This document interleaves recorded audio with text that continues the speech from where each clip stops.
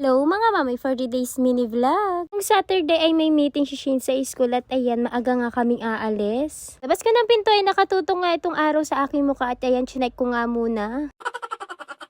Bali, nag-eyebrow, lip tint at pulbo lang ako dito dahil meeting lang naman yung pupuntahan namin ni Shane. At ayan nga yung suot ni Shane ay simple lang at kung saan siya komportable ay okay lang sa akin yun. At siya na nga rin yung nagdidesisyon kung ano nga yung mga dapat niyang suotin at syempre hindi ko na nga kinokontra dahil yun ang mga kagustuhan niya. Bali, maglalakad lang muna kami ni Shane papunta sa school niya dahil maaga pa naman. Wala nga kami dalang payong neto at sigurado ako pag uwi namin mamaya ay mainitan nga kami. Fast forward na nga tayo mga mami, nandito na nga rin kami sa school niya at malapit na nga namin mapuntahan yung main gate. Papasok sana kami ni Shay dun sa may exit gate dahil malapit lang dun yung JPL building kaso sarado kaya iikot na lang kami at sa main gate nga kami papasok. Buti na lang hindi umangal ngayon si Shay na naglakad lang kami papunta sa school niya. Finally nandito na nga rin kami sa main gate at syempre nagpaalam muna ako sa guard na may meeting nga kami para makapasok kami ni Shay.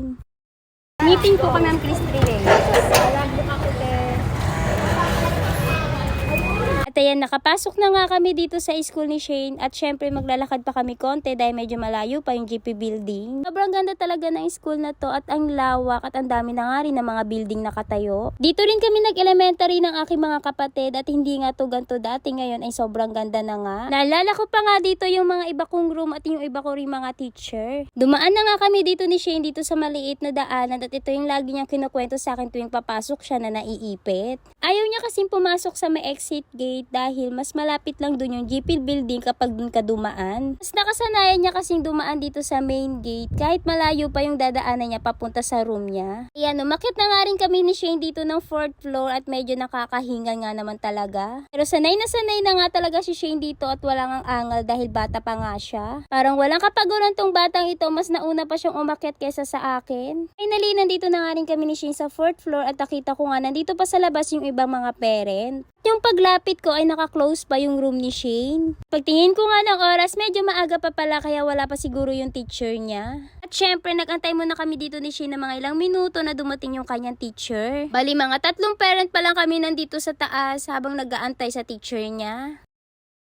Finally, natapos na nga rin yung meeting namin at syempre hindi na ako nag-video sa loob dahil hindi ko naman pwede i-share sa inyo yung mga pinagmeetingan. Uwi na nga rin kami neto ni Shane at syempre lumabas muna kami dito sa gate. Grabe, pawis na pawis nga talaga si Shane dyan dahil habang nasa meeting ako ay nakikipaglaro naman siya sa mga classmate niya. Syempre may dadaanan muna kami ni Shane at inutusan niya ako ni Ate Rochelle na bumili ng orange folder ni Roy. Project din kasi ni Roy yung portfolio na wellness at nagpasabay na nga rin siya sa akin dahil pupunta rin naman ako dito sa school. Kasi siya makaalis dahil meron nga siyang bantayang baby kaya sinabi ko, sige ako na ang bibili. Siyempre nagbayad na nga rin kagad kami ni Shane para makauwi kagad kami. Siyempre bago kami umuwi ay nagpabili muna nga si Shane ng pugo dito o yung kwek-kwek ang tawag. At pagkatapos ay umuwi na nga rin kami neto ni Shane at wala akong dalang payong kaya ginawa niyang payong itong folder ni Roy. Nga naman daw hindi mainitan ng kanyang ulo. Finally, nakauwi na rin kami ni Shane at hanggang dito na lang po ang 40 days video. Don't forget like and follow and share for more videos. Thank you for watching. Bye bye.